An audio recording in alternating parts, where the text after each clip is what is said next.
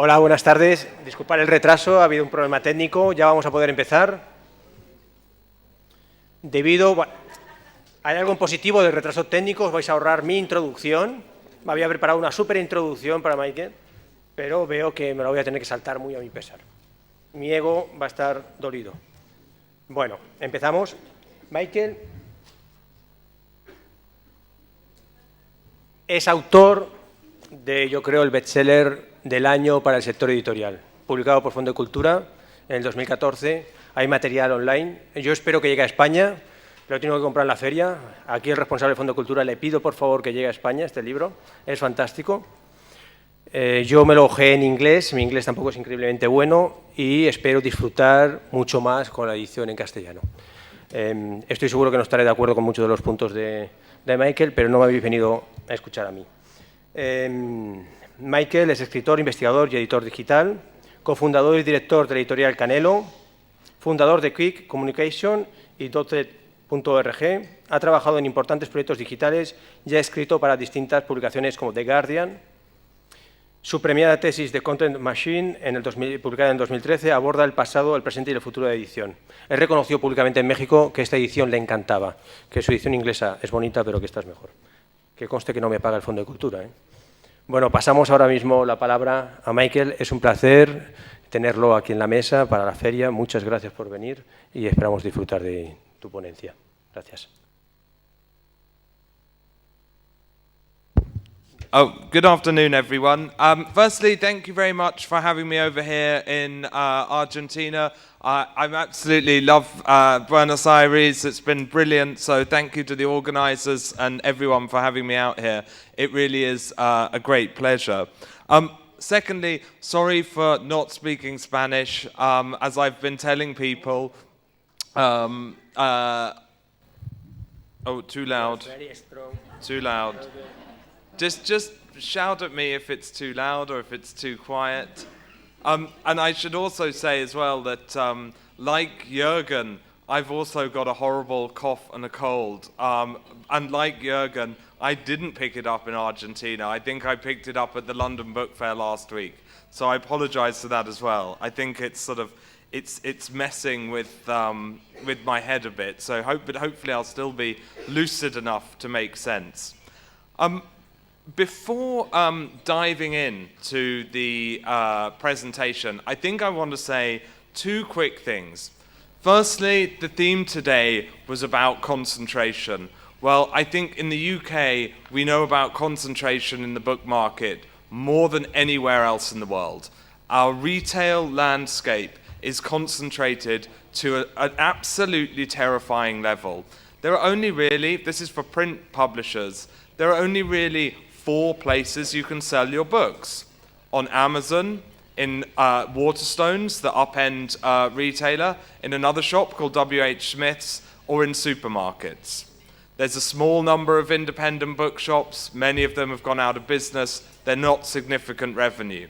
So that's it. That's our market in the UK. What a disaster.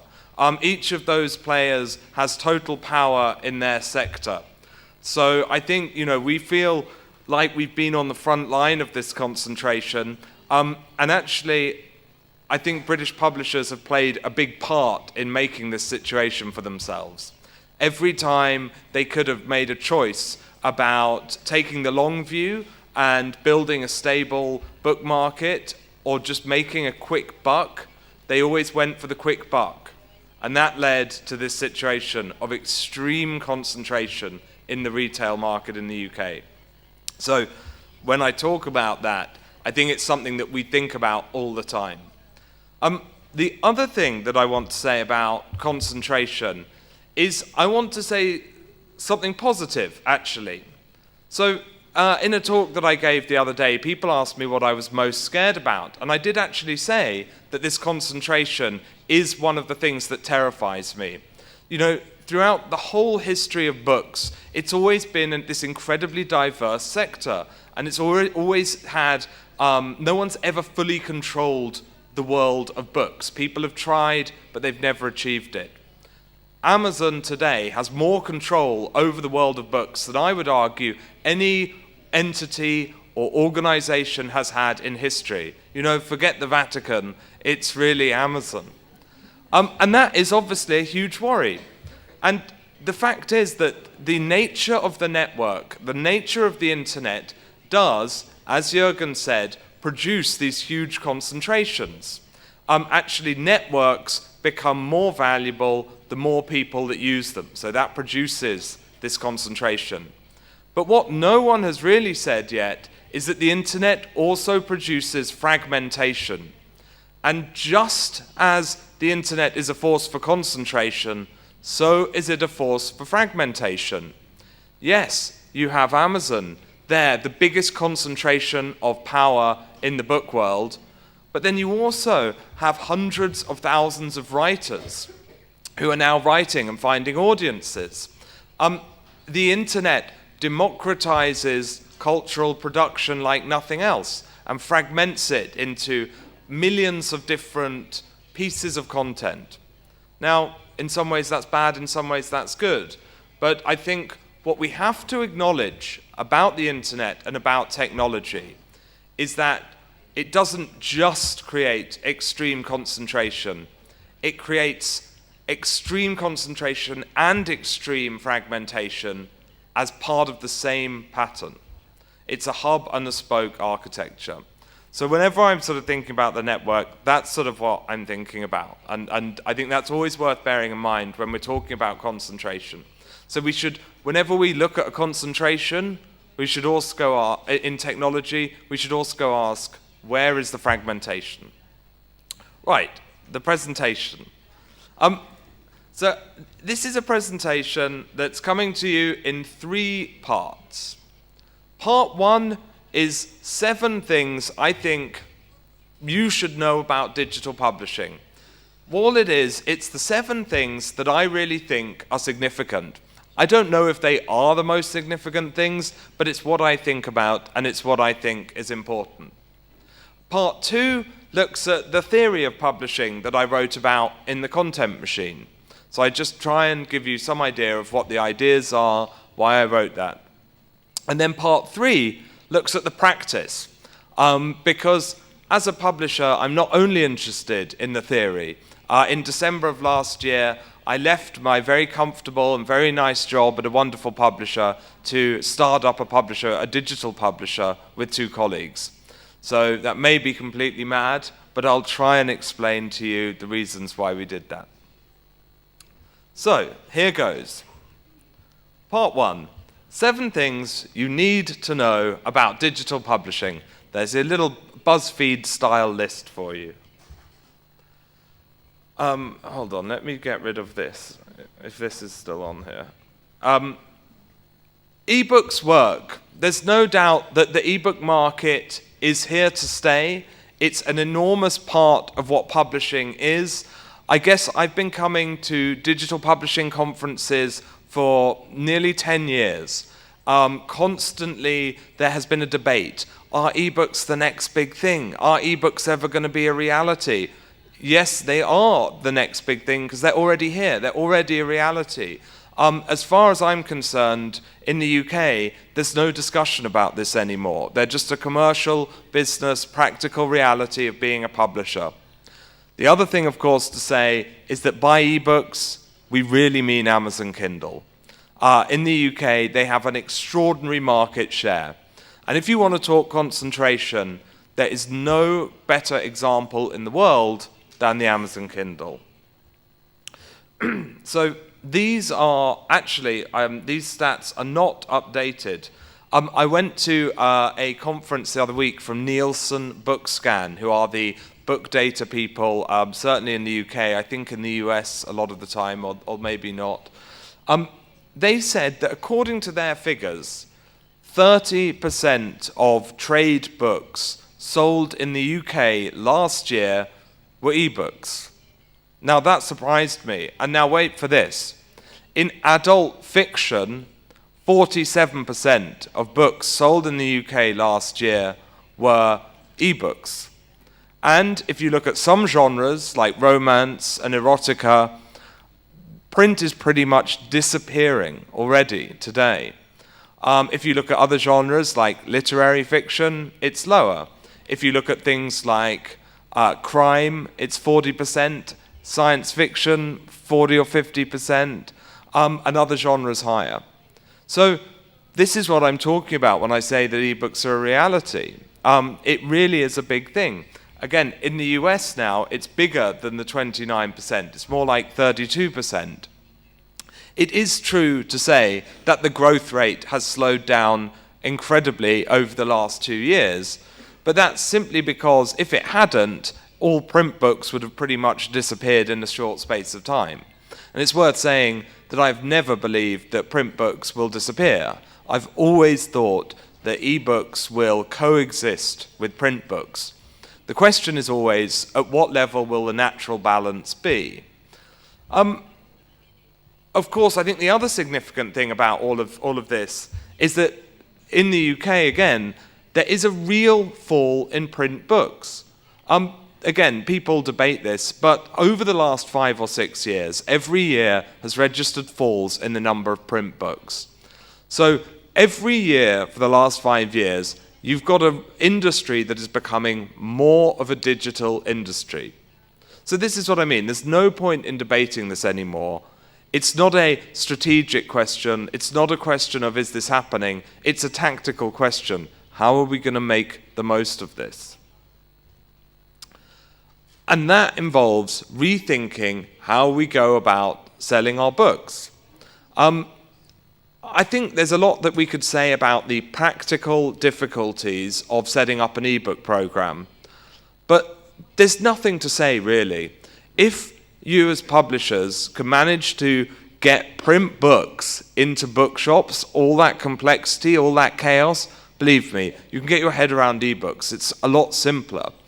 No, the hard thing for ebooks isn't making the files or distributing the files, it's selling the files. It's the commercial challenge of ebooks that is really difficult and really tough. Actually, you can do the whole processes of publishing. Just pretend that the file is like a print book, and all of the editorial, all of the acquisition work, even the production, marketing, a lot of that stays the same, but a lot then changes when you're actually coming to sell. So, what sells ebooks? Price, firstly. Now, I don't know if in Argentina, but somebody may be able to answer this. Do you have a fixed book price law like in Germany or France? You do. So, yeah. So now I'm a huge believer in fixed prices for print books, and it was a historic mistake of British publishing to abandon them. That's what I mean when I say short-term greed over long-term enlightened self-interest. But here's my view. It won't work in ebook. There's simply no way that you can make fixed book prices and ebooks really go together if you're pegging the ebook price to the print book. Consumers are never going to adopt ebooks in serious numbers if you do that. And maybe that's what you want. Maybe no one wants there to be ebooks read. The fact is, if you're charging $20 for a print book and you're charging $20 for the ebook, just ask yourself, would you pay that? Do you think that represents value? Most people would say no. And that's why cheap prices are a major, major driver of ebook sales. And by cheap, I mean eye-wateringly cheap. I mean the kind of cheap prices that would sort of terrify us all. I mean, sort of, there was at one stage in the UK, books were selling at 20 pence. So, 0.2 of a pound. And this was funded by the retailers. Boy, did they sell a lot of books, but at these brutally, unsustainably cheap pricing. So, I guess my message is, You have to think that ebooks are going to be cheaper than the print book. Otherwise, I think you probably cap your market at about somewhere between 5 and 10% of the total market. In those more liberal markets like US, UK, they've grown because the ebooks can be heavily discounted. I mean, my view of it is that we should have fixed book prices for print books, and we should maintain rigorously the value of print books, but we should be more experimental with ebooks. 2 is the promotion. The single biggest thing alongside price that sells ebooks is when one of the big retail platforms puts you into a promotion like, sorry, my voice is already starting to go. You'll just hopefully, in fact, for those of you who are listening on the translation, that won't be such a problem. If you get a promotion like a Kindle Daily Deal or Apple Book of the Week, then bang, you are in. Your book suddenly catches on fire. If you don't, your book's just there, invisible in the system. So getting the key promotions from the key book retailers, that sells ebooks. Online buzz. Your ebook is only a click away from being bought. And actually, you know what? One thing that we notice is that ebooks sell a lot more around television events. So every publisher knows that TV, if a book's on TV or you've got a television adaptation of a book, you sell a lot of those books. But you notice that immediately with ebook because people are there, they're on Twitter watching TV, someone tweets a link, they can buy it there and then. There's no friction at all. So online buzz that links to ebooks drives sales. Jacket. You can't just hope that your print jacket will work in digital because it probably won't.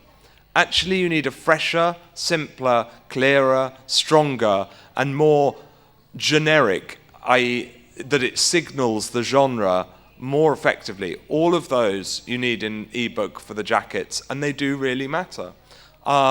Everyone still looks at it. It's still something, even if it's on a small screen, that people are judging the book by. Brand names. Brand names have become incredibly big in all of publishing, but they're even bigger on the internet and in ebook.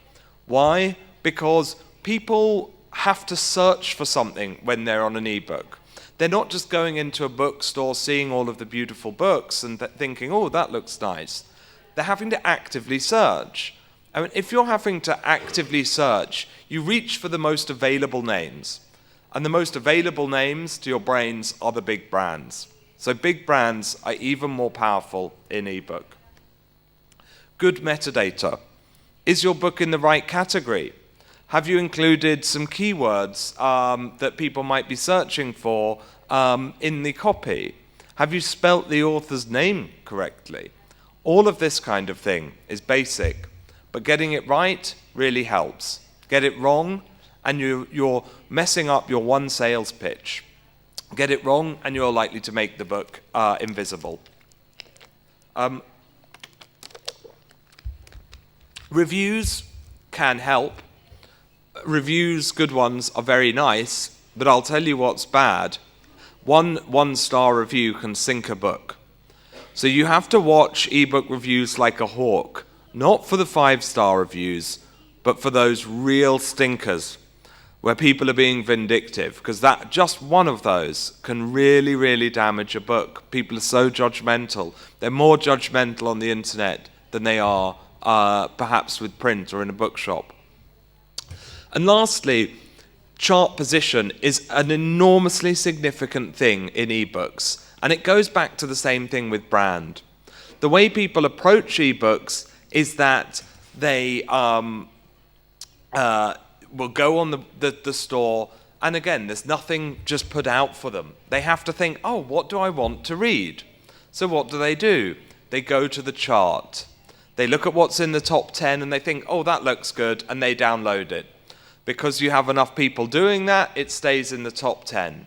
And so you get this very powerful feedback loop that just means that the books that are in the charts stay in the charts. That does, of course, happen in print, but it's a much more powerful circular buying pattern in digital. So working out each of these, to me, is now what the digital publishing challenge is. These are the difficult things. These are the things we need to crack. This is an example just from my old job. It's an example of an ebook that really works, and the team did a great job. It was a Kindle #1 bestseller. So the print book was priced at $7.99. The ebook was priced at $4.99. Amazon discounted that in a summer reading promotion to £1.89. Bang, it goes to the top of the charts. It gets into those feedback loops. Cheap price. It's classic ebook content. Tends to be women's fiction, commercial fiction, that kind of thing that really sells. Then word of mouth started to kick in. All of that meant that the ebook started to really sell a lot of copies. And look at the jacket as well. Very striking, relatively simple. As soon as the ebook started to sell a lot of copies, there was probably about a 2-month lag before the print book started selling a lot of copies. And what happened is someone would read the book in ebook, and then they'd start telling their friends, and then eventually their friends would go out and buy it in print.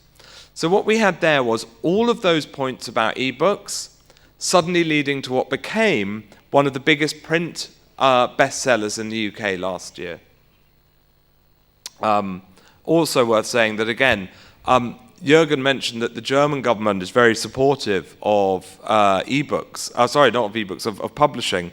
The French government, as we all know, is incredibly supportive. You may not be surprised to hear that the British government is completely unhelpful in every possible way and is actively Philistine. And one way that manifests itself is they charge 20% value-added tax on every ebook. So that means that 20% of the price of every ebook is now a tax, whereas for print books it's 0, which is very unhelpful, especially if you're trying to set up a digital publisher. This is really what ebooks come down to. What do people want from an ebook? They just want a good story. They want to forget about the device they're holding. They want to forget everything. They just want to get sucked along. Actually, I think with print books sometimes we want the whole experience. We want the experience of print. We want the experience of literary culture. If we're reading a book on history and it's a big grand hardback, we like that. It'll look good on our shelves and it will impress our friends. None of which, of course, applies in ebook. The only thing people really want is to get lost in the story. So that's the thing to think about. Those books where people get lost, and that includes something like 50 Shades of Grey, just really kind of sucks you in, does what it does. Those are the books that works. So for ebooks, story is king. There are still a few problems around ebooks. This up here is an example of shrinking windows. What I mean by that is, in the UK, all those independent bookshops that people would walk into and discover books, gone. What I mean is that we used to have a few programs on television that would discuss books. We don't really have those anymore. What I mean is that we used to have newspapers that had big book review sections. Well, they've been shrunk down to a page or 2 pages, hardly worth the effort. All of the ways that people used to discover books, these strong channels that supported literary culture and supported the publishing industry, are slowly being whittled and ground down. And that is a challenge for ebooks because they already lack the visibility of print books. So actually, a huge part of what we have to do as publishers is find ways to rebuild those windows. And the fact that ebooks are 47% in adult fiction, adult commercial fiction, means that we really have to do that. Then there are questions about copyright, questions about piracy, questions about digital rights management, the software that is meant to stop piracy. Now, we could sit here all day and discuss those. I tend not to. I don't want to worry about piracy because I want to worry about building audiences. And I think if we as an industry spend all of our time thinking, oh no, this and that might get pirated, we're wasting our energy, because yes, it might, but actually our first job is to find readers for good books. Let's keep an eye on it. Let's use services to monitor it, but let's not let it stop us from doing our job. So anyway, that's the first thing to know about digital publishing. There's no argument about ebooks anymore. They're here. The argument is about how we approach them, not if, not when, not what, not why. 2, apps can work. Now, apps are a difficult one. There was a lot of excitement about mobile apps and publishing about 3 years ago. Publishers invested a lot of money. Publishers lost a lot of money. Now, I think we have to be careful because it's very easy to get this wrong. But I think it's still incredibly exciting. And this is an app I would urge you all to look at. And it was one that I was involved with at Profile Books and with a company who developed it called Inkle Studios. It's called 80 Days. It was editor's choice on the App Store in the UK and the US and in many other countries. It's sold now an extraordinary number of copies. It was nominated for numerous Game of the Year promotions last year. It was nominated for 4 BAFTA awards in the UK, which was a big deal. It really, really worked, is what I'm trying to say. And please have a look at it, because you'll see what I mean. It's still text-based. It's still about telling text-based stories. And actually, I don't know, maybe if we've got a bit of time at the end, I'll show you a trailer of it, and you can really get a sense. It's just a brilliant storytelling experience that pushes the boundary. Everyone's been talking, we want to push the boundaries of storytelling. Well, this was it, and it does work. Of course, what's the danger with apps? Well, partly concentration. By app stores, we're really talking iOS. Google Play is getting bigger all the time in terms of paid downloads. It's massive in terms of free. But if you're talking about paid downloads, on the apps that I have worked on that have been published on both Apple and Google, the ones on Apple sell over 10 times more. And that's simply because, in my view, Apple has created an ecosystem where people are more likely to part with their money than Google. Google doesn't understand retail in its bones in the way that Apple did. But again, this is a massive concentration. So in some ways, I think the dynamic is like ebooks, but with much more uncertainty. Every app takes much more investment and it's much more risk. You've got the same concentration, so you have to crack that. But at its best, you can redefine products, reading experiences, interactions. You can redefine all of that and make money. And I think that's too much of a sort of juicy proposition to forget. So just quickly, and I will be quick here, because otherwise we'll just spend too much time. What are the things that you need to think about when you're publishing an app? Category. So the difference between if you put your book your app in the books category and if you put your app in the education category is about 10 times. You'll sell 10 times more in education than you will in books, because books is a backwater on the App Store. And then if you put it in the games category and it really catches on, you'll sell 10 times education, because 50% of all apps or more are games. So which category you choose is very important. Price is important as well.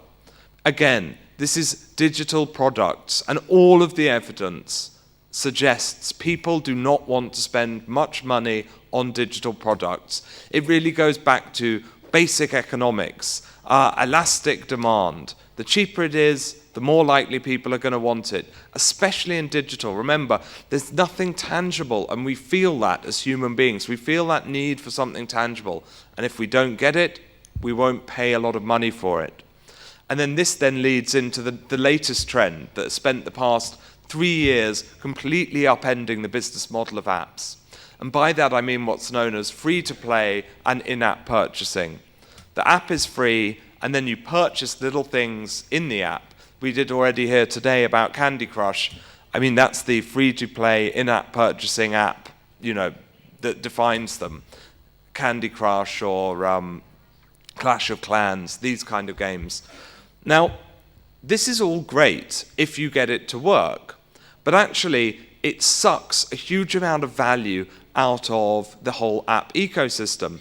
An article in the Financial Times said that something like 0.5% of app developers are getting 98.4% of all revenues on the App Store.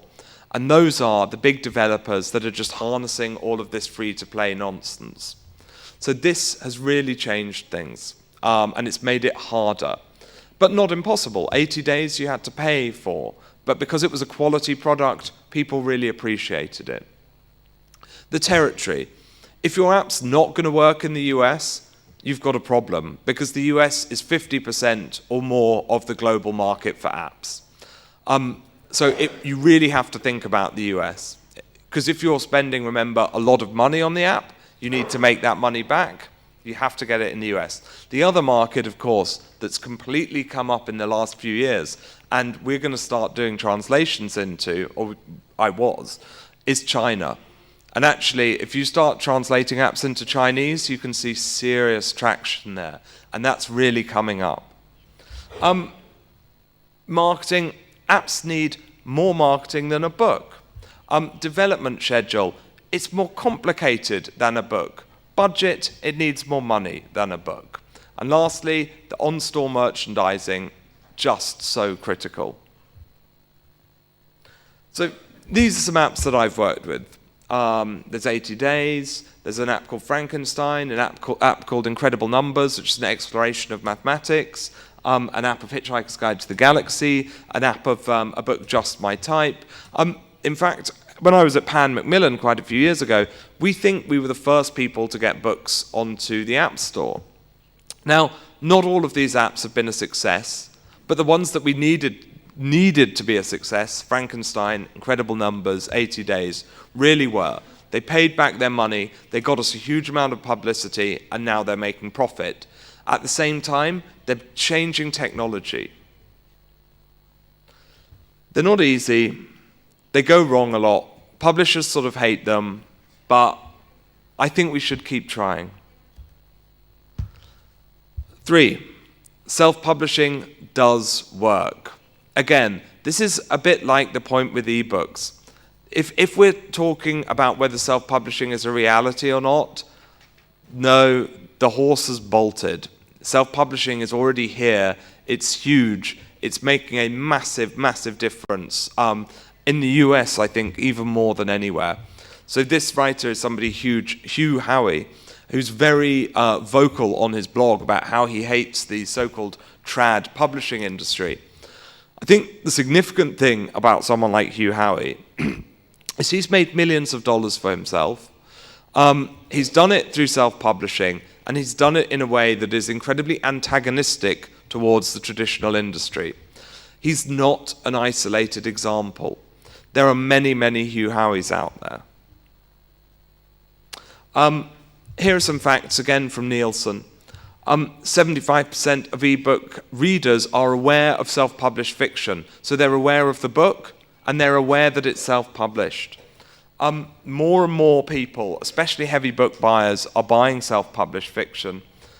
And it's growing fast. It's the single fastest growing category on the Kindle. So year on year, we are seeing traditional publishers' market share of ebooks being eroded by self-publishing. But, and there's a big but, I don't see this as a terrible problem for publishers. 50 Shades of Grey is the perfect example here. That was self-published, that was fan fiction. It was fan fiction about the Twilight Saga originally, just with the names changed. And then, eventually it started selling more and more and more copies. And then eventually Random House got involved. And what did they do? They supercharged those sales and took it global. And therein lies the pattern that I think will lie at the key to publishing in the 21st century. There'll be more and more self-publishing, more and more open, democratic publishing on the web, in everything from, classic porn like that to much more academic stuff. But it's at the moment when things start to look like they're going somewhere, that's when you need the organizational, logistical, quality, marketing, editorial, all of the stuff that publishers bring. To get stuff to the next level, that's where they step in. So actually, my view on self-publishing is that there's not a debate about whether it's a reality or not, or if anyone's going to take self-publishing seriously. My old boss just used to laugh and be very derisive of self-publishing, until the moment at which everyone sort of realized, crikey, it's just so big. But actually, as I say, there's a balance to be struck. I talked earlier about the network. This is really about disintermediation, that word that we've heard. The single greatest threat to publishing is that this idea of disintermediation just means that we are redundant, that our role in the value chain that underpins everything, is cut out. Self-publishing is the most obvious way publishers will be disintermediated. Yet the good thing is that it's also the most obvious way of how publishers are re-intermediating themselves. So self-publishing is that pattern of the web being a challenge and the web being an opportunity. I don't know. I mean, it would also be very interesting to know in Argentina what you think about self-publishing and whether you have experiences of it being a success. My guess is that without a strong ebook market, it won't be. What bookshop wants to take a self-published book in print? Suddenly that changes with ebooks. Marketing is already digital marketing, but I think we still have a huge amount of work to figure out how to do it well. So, if authors and publishers are not on services like these, Facebook, Twitter, YouTube, Pinterest, they've got a real visibility problem. And that, I do mean both publishers and authors. Authors are still the biggest and most important brands in publishing, but publishers must also now be big and important brands. And I can speak a bit more about that when I talk about my theory. If authors aren't on social media, I think it's going to get increasingly harder and harder for them to get any visibility at all. You look at the writers who are self-published, who've been successful, and they've almost all been through social media. And it's those networks that they have built themselves that then carry them through and then are a platform for even bigger success. So I just believe that now every single publisher and every single author, whether they like it or not, if they're not engaging with these platforms, other people are, and their visibility is going to be damaged a lot. The challenge, though, is that the platforms that people are using keeps changing. So, 2 years ago, everyone was still getting very excited about Twitter. Now, it's Snapchat, or Vine, or WhatsApp. I don't know if anyone saw this one, Meerkat. Who saw Meerkat? So Meerkat is an app that came out about a month ago and everyone went absolutely mad about. And it's basically live broadcasting on Twitter from your phone. So you're doing real-time video broadcasting from your phone. And then you tweet a link to it. So somebody could do a Meerkat of me right now talking, and it'd be like you've got your own little TV channel. Twitter have already released their rival, which is called Periscope. So here's the thing. What we know is that if you're not on social media, you've got a visibility problem. But actually, suddenly Snapchat down there is what all the teenagers are using, and they've all abandoned Facebook. So what do you do then?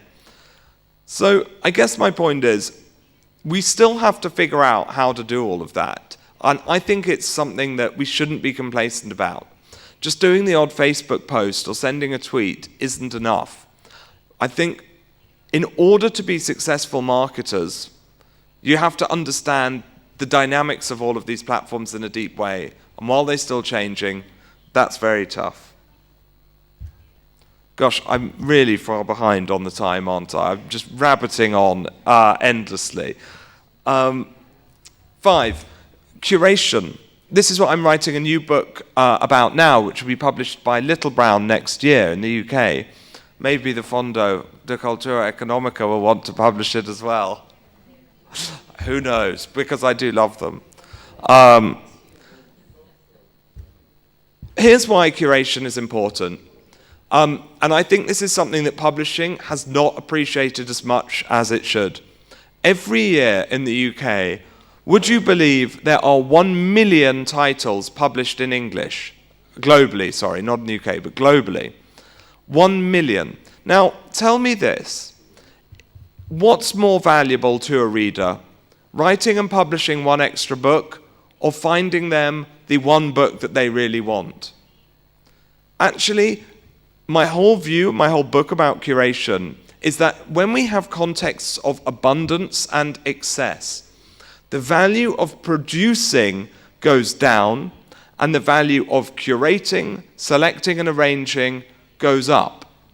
Now, I would say that the whole book world is one of abundance. Actually, we don't want for new books. Tell me a reader who says, oh, there aren't enough new books being published. I don't think there are any readers saying that. Actually, what we should be doing as publishers is saying, this book matters because we published it, we are experts and we have chosen it. Bringing out this curatorial role is, I think, going to be the way that publishers survive in an age of content abundance. Because remember, it's not just that there's 1 million books in the English language. It's that on my iPad, I have access to virtually all of those books, all of the films, all of the computer games, all of the media. We live in a context of such media saturation that it is the curators that will be the power brokers and will be the locus of value in the world. So I argue, and this is the thing that I'm most obsessed with at the minute, every business needs to start saying, even businesses where it sounds bizarre, how can we be better curators? There you go. In a digital world, value is shifting from more production to better curation. And this is also about editing and editors. So curation for me, and the way I define it in my book, is about selecting and arranging to add value. There's a lot of talk out there about how we're coming to a second machine age, about how algorithms are going to start taking over white-collar jobs in the way that mechanization destroyed blue-collar jobs in the last century. This is artificial intelligence, all of this kind of stuff. Well, actually, whose job is pretty safe? An editor's.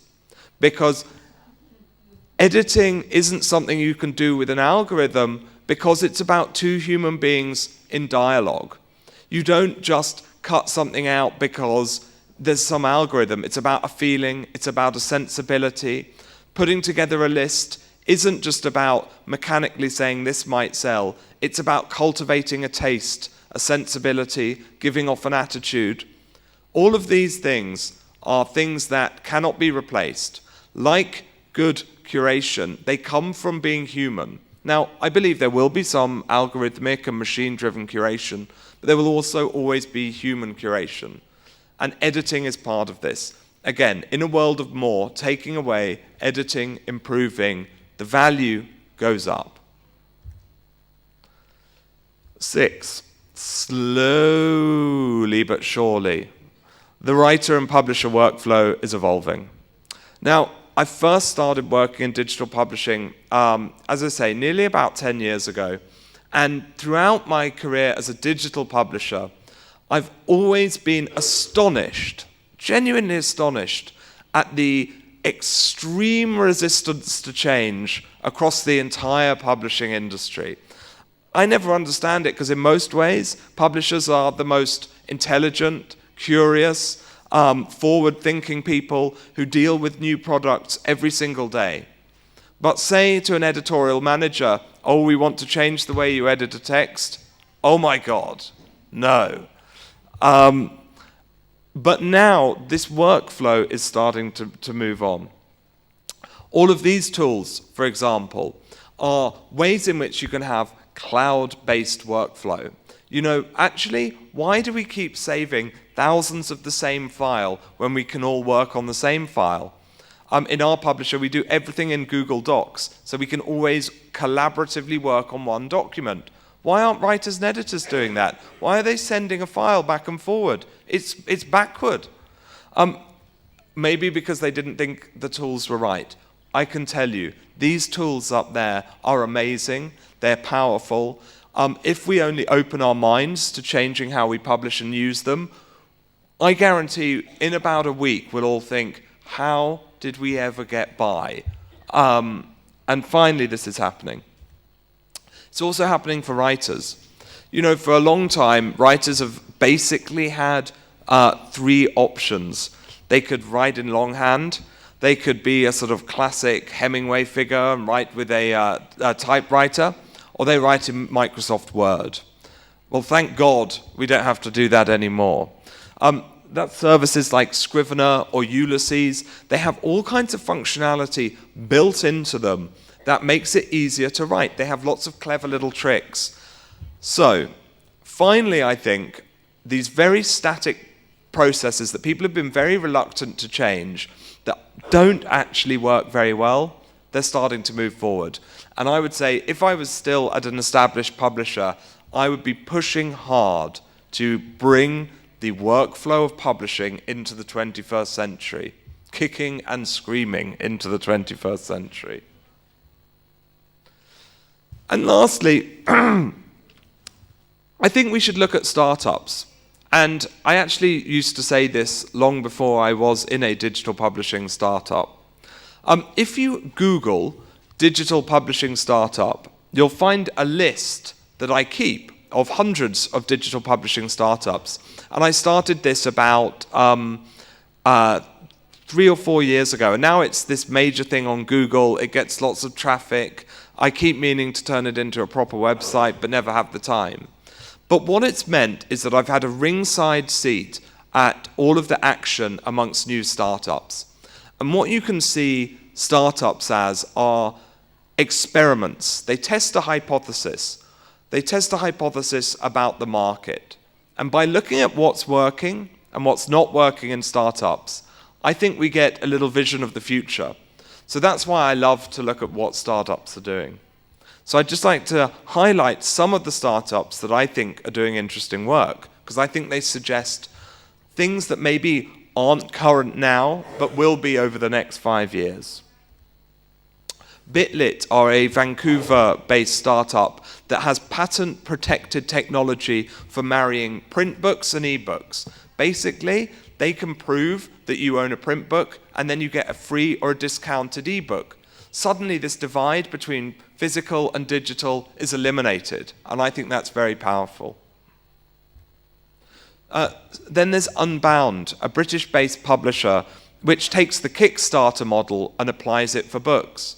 So essentially, people don't buy the book, they fund it to be written. And they don't just fund it to buy a book, you can fund it in lots of different tiers. So you can spend hundreds of pounds on the book, and then you get a signed bound hardback, you go to dinner with the writer and all of this.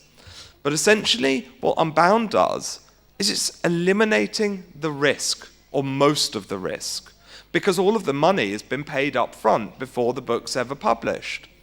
That's a very interesting model. Interestingly enough, that's what publishers also used to do in the 18th century. Oyster are one of the many services that are aiming to be the Spotify or Netflix for publishing. I guarantee you go to any digital publishing conference around the world, this will be the question that is probably discussed more than any other. Will there be a Spotify for ebooks? When will there be a Spotify for ebooks? I don't know. I don't know on either count, actually. I suspect there will be some kind of subscription service that will work, but books are very different in how people interact with them to music or film.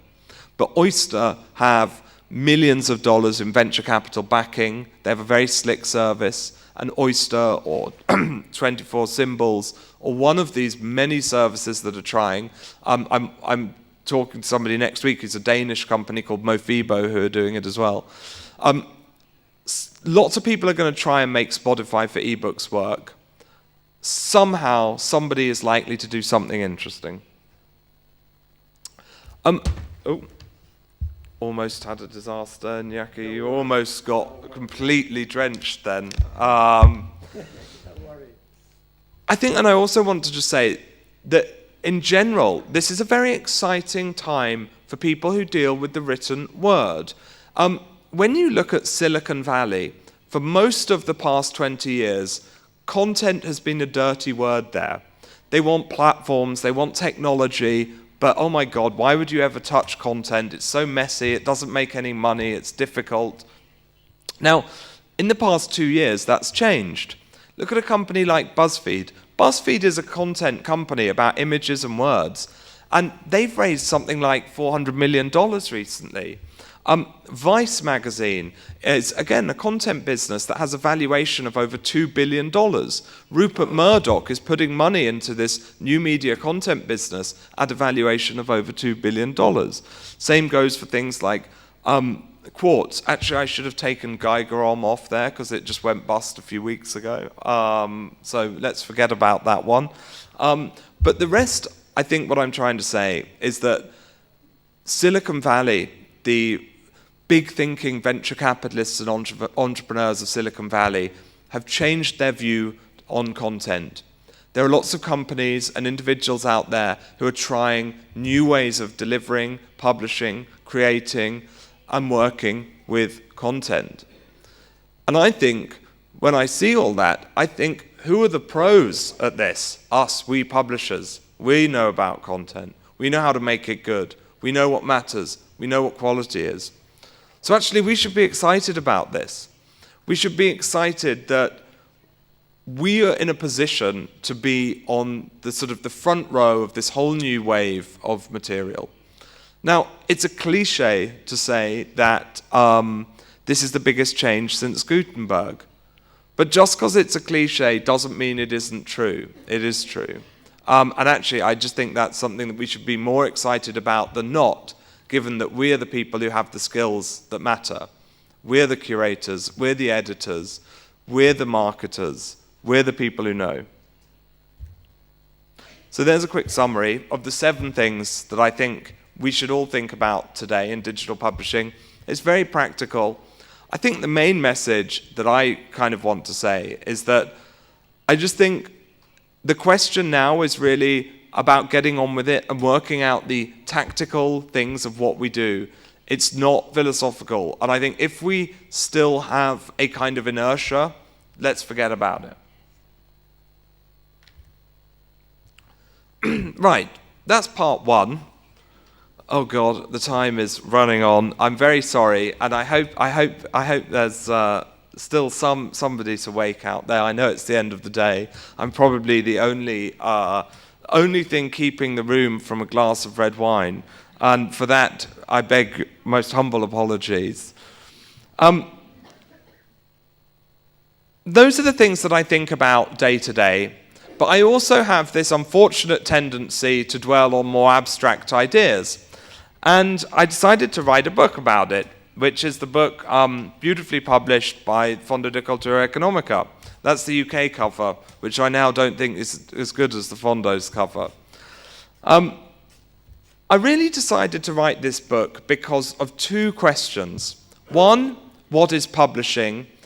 And 2, if we don't know what publishing is, how can we have a good answer to the question, what is a publisher, in an age when everyone is a publisher? Sorry, maybe I should rephrase that for the translation.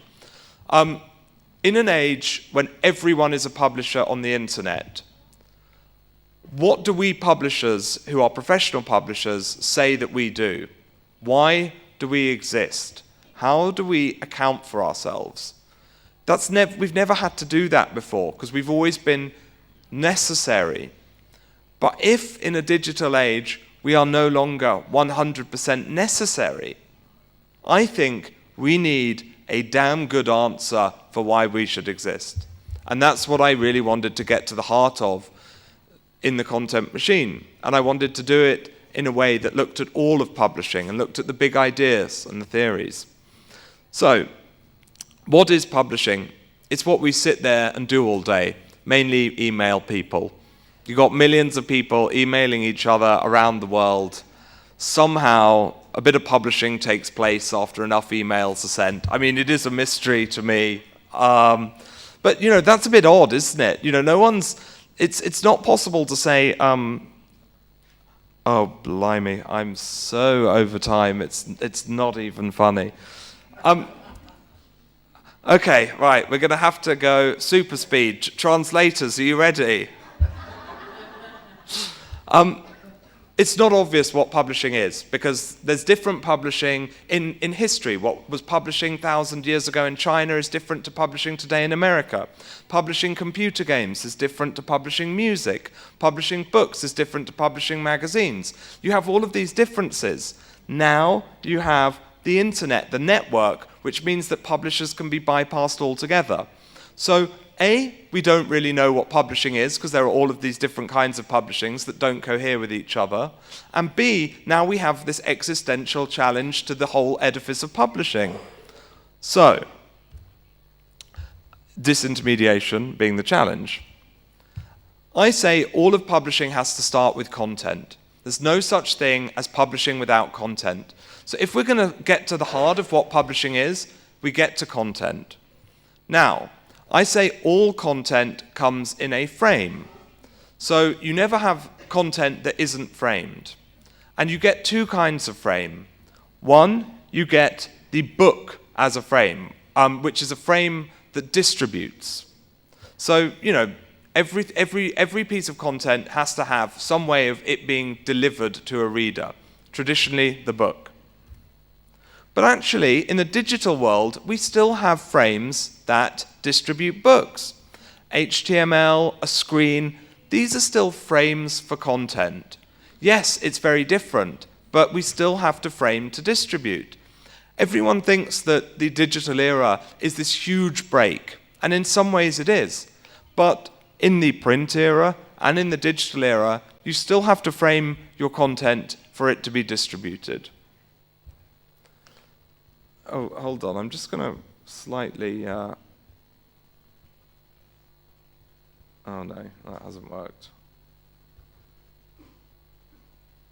But then frames are also more than distribution mechanisms. Frames create subjective impressions. You know, the difference between those two frames is telling you something about the content before you even know what the content is. If you're hearing your friends talk about a book, that book's already been framed to you in a certain way. If you've seen an advert for a book, that book's already been framed. So you have one, frames as distribution mechanisms, two, these more subjective frames. Brand is a great example of how the framing works on this subjective level. Before you even read that book, just look at the brand on it. That's telling you something about what kind of book that is. You are attracted to that content because you know that will be very heavy, very rigorous, very scholarly, and vice versa on the more beachy read stuff.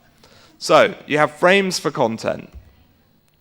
In a digital world, the framing changes. For most of history, just producing a frame as distribution was enough. But now, when we have anyone can just basically distribute material, the most important frame is the subjective frame. You know, so actually, let's say, take my book, The Content Machine. What I think is important is not that Fondo de Cultura Económica printed the book. It's that they published it. They're saying, we believe in this. The most important frame is not the actual print there. It's the fact that they've got behind it and said, look at this book. And then it creates a market for the book. It's almost like the actual print book now becomes more incidental than the fact of it being published and this association around being published. So, at the heart of publishing, my argument is this.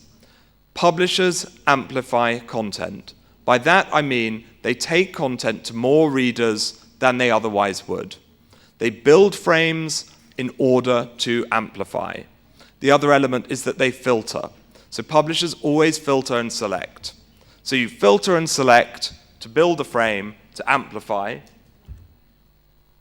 There's the little definition of amplification.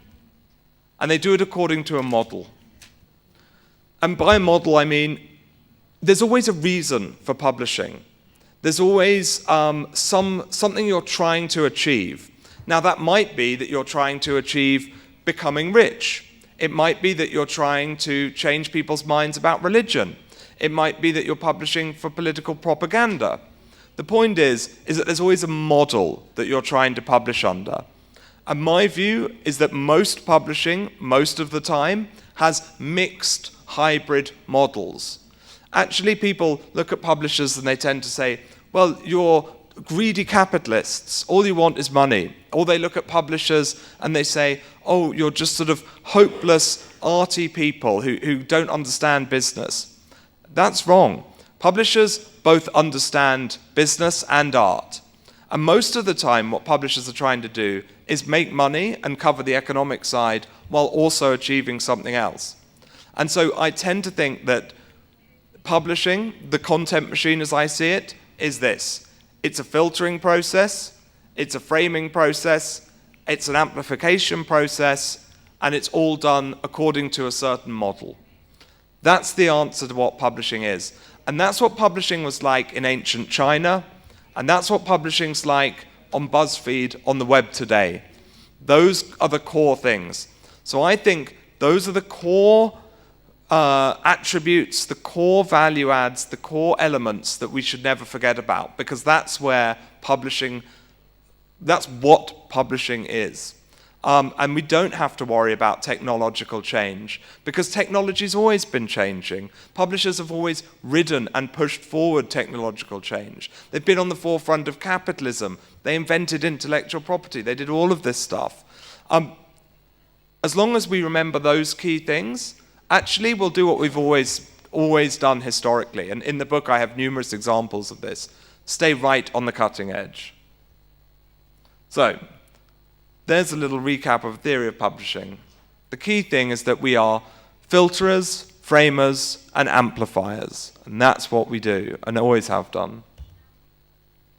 So that's the theory of publishing.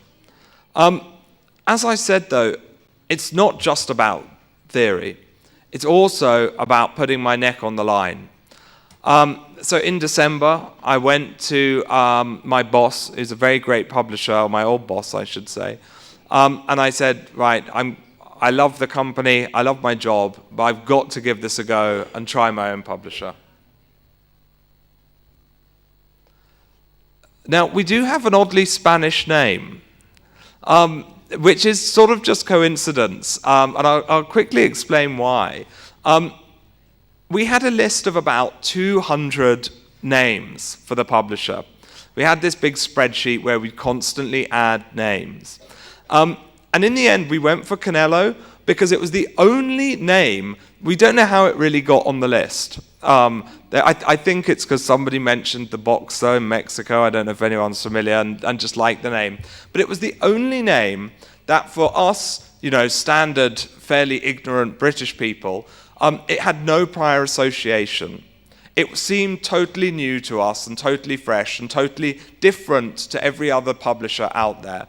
And that's what we wanted to be. We didn't want to bring all these associations of print. We wanted to be something new. We wanted to be something different. And we wanted to be able to own the name. Now, I realize all of that sort of sounds a bit crazy in a Spanish-speaking country because it's sort of a Spanish name, but in English it works, believe me. We hope. So anyway, we knew we wanted to set up Canelo. And Canelo is a digital publisher. We don't want to disrupt publishing. We're not trying to change the world. We're just trying to be what we think is the best possible publishing house for the 21st century. And actually, a lot of that means doing what publishers have always done. We're a truly digital publisher. Absolutely everything we do is digital. We don't want to do print books. Why not? I mean, and I say this as someone who loves print books. If you came to my house, you'd see that it's groaning with print books. I'm addicted to buying print books.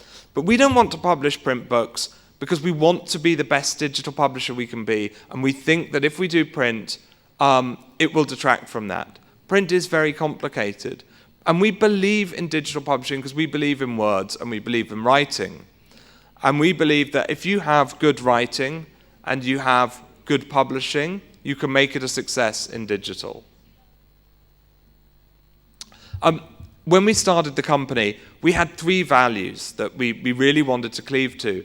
And, corporate culture, corporate values, all of this stuff. Well, I suspect probably many of you usually have the reaction I have when you hear this stuff, what a lot of shit. But actually, when you're building a company from the ground up, it is worth thinking about this. And we have 3. We value simplicity because we know how complicated publishing gets. Everything in publishing always gets complicated. Contracts, distribution, relationships, design. We want to be simple. And our contract reflects that. So we're offering a 50% royalty to authors from day one. That rate goes up as milestones are increased. And this is the thing that in the UK is really revolutionary. We're only publishing on a 5-year license. Every publisher is taking books for life of copyright. We're saying, if we haven't done a good job for you in 5 years, you have the rights back. And that is a radical break, but it's very simple. But at the same time, we've got this sort of business model and we've got all this digital stuff. We've got all these digital tools and technologies that we're using. But actually, in terms of our editorial values, they are completely not old-fashioned, because I don't believe being quality, caring about books is old-fashioned. I believe it's timeless. So we'll read everything that comes in. We could publish 10,000 books with our systems that we have, and that wouldn't be a problem. But we're only ever going to publish 80, I would think, at most, because we care about the books and because we want to make sure they're good. So that's what we're trying to do in the sense of being the best use of technology and the best adaptation combined with a new kind of simple contract and deal for authors, but with the rigor and detail in terms of editorial. What about print? I've covered print. We really care about the quality of our files as well. So everything we do is hand-coded. We're not just outsourcing stuff. This is a book scanner that lives in my spare room at home that we built ourselves. So, we wanted to be part of the maker culture, the hacker culture. So we build our own book scanner. We think we're the only publisher in the UK who actually has our own book scanner. And that means that when we're doing a reissue ebook, we're not just sending that file off somewhere where it gets ripped apart. We are hand scanning it in, and we can testify to the quality. And it was a lot of good fun. It isn't all about ebooks, although ebooks are the core of what we do. Hold on, I'll just go back. It isn't all about ebooks in that we also want to do apps and we want to do websites. What's 5 minutes? Oh, 5 minutes. Excellent. Oh, well, I'm probably going to be not even 5 minutes. I know. Yeah, no, that's absolutely fine. I'm sure everyone is itching to move on. So we'll be publishing apps. We'll be publishing websites. Yeah, wow, you've got to put your money where your mouth is, and this really is, because it is our money. Not many apps. We'll maybe do a couple a year. We'll do it very carefully. Unlike most publishers, because we know code, we can say, actually, that's ridiculous, that's expensive, why would you even say it's that much money? Because we've done this before, we know what the App Store editors want, and we know that they want quality. And because we understand content, we know what makes for a good app. So again, we think we have a good chance. In terms of the ebooks that we're doing, this is an old-fashioned business. We're doing fiction, story is king, but how are we getting those books? We're going to speak to literary agents. I've spent the past 3 months essentially on a kind of grand tour of the literary agents of London, who for the most part have very nice book-lined offices in very smart West London locations. And we do it the old-fashioned way. We go to them, we speak in person, we have coffee, and we tell them, we're here to do a great job of publishing books. Please send us your material. And so far they have. To date, we have 25 books signed up. We've only been going 3 months, so we're fairly happy with that. Our first book should be published in June. There's a long way to go. I mentioned before about price. Because we're a digital publisher, the actual number of books that are sold is almost irrelevant to us. We will never have a price for our ebook. What we have is a revenue target. Let's say we need to make £10,000 from a book. If we sell 1,000 copies at £10, or if we sell 10,000 copies at £1, that doesn't matter to us. And on balance, we'd rather sell 10,000 copies at £1, because that means more people are reading the book. And ultimately, what matters is that people read books.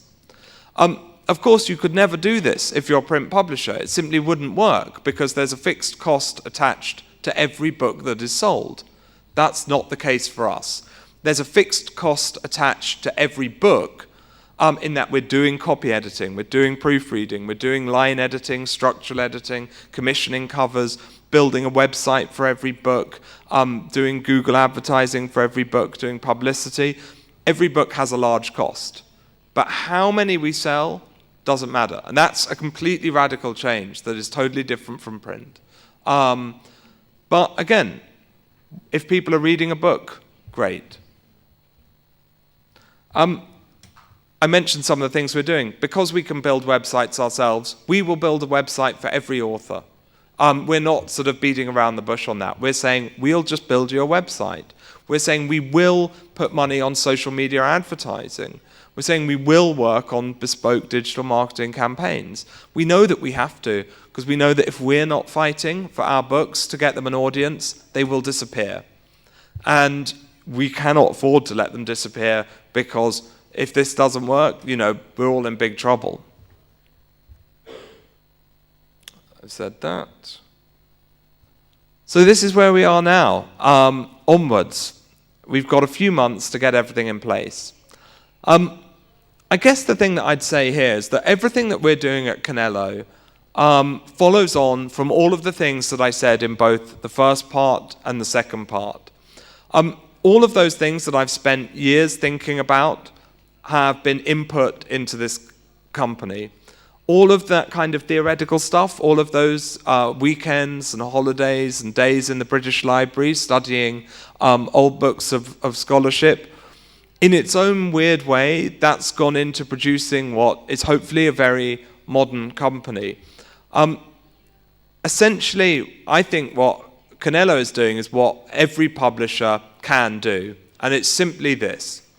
It's keep the best parts of publishing, of which there are many, but try and adapt them to a slightly different world.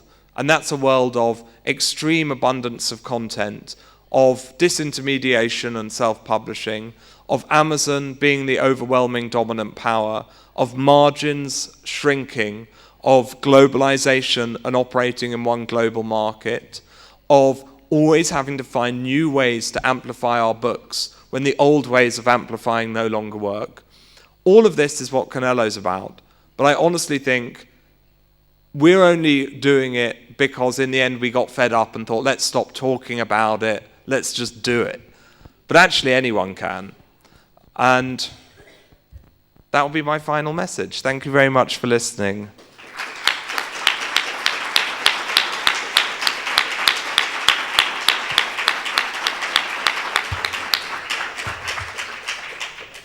Thank you very much, Michael. Creo que no vamos a tener tiempo para preguntas porque el técnico de sonido se va. Entonces es una cosa muy pragmática y muy realista, pero el materialismo tiene estas cuestiones, ¿vale? Quiero agradecerle a Michael su exposición, ha sido brillante. Me ha gustado bombardearle de preguntas, me imagino que vosotros también, porque es un tema que realmente es de actualidad y genera muchas contradicciones y dudas, a mí al menos personalmente. Yo recomiendo la lectura de su libro, el actual y el futuro, pero el actual, porque tiene una pinta excelente. Y bueno, nada, agradecerle a Michael que haya venido, Thank you very a la organización que haya montado estas actividades tan interesantes, a las compañeras, que ya le hemos dado las gracias esta mañana. Y bueno, gracias a todos vosotros por venir. Gracias.